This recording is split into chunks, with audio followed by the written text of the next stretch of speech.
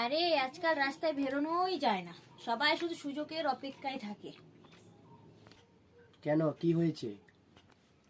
আরে আমার ফোনের রিচার্জ শেষ হয়ে গেছে, তাই আমি রিচার্জ করতে বাজারে গিয়েছিলাম। রিচার্জের দোকানে গিয়ে বলি যে আমি 600 টাকা দিয়ে আমাকে 2 মাসের রিচার্জ করতে দিতে। পরে উনি কি বললো জানো? উনি কি বলল? উনি আমার ফোন নাম্বার চাইলো। আমি কি করেছি জানো?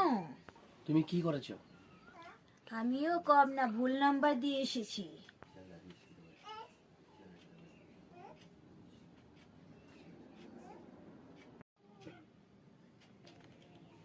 আরে আজকাল রাস্তায় বেরোনোই যায় না, সবাই শুধু সুযোগের অপেক্ষায় থাকে। কেন, কি হয়েছে? আরে আমার ফোনের রিচার্জ শেষ হয়ে গেছে, তাই আমি রিচার্জ করতে বাজারে গিয়েছিলাম। রিচার্জের দোকানে গিয়ে বলি যে আমি 600 টাকা দিয়ে আমাকে 2 মাসের রিচার্জ করতে দিতে। পরে উনি কি বললো জানো? উনি কি বলল?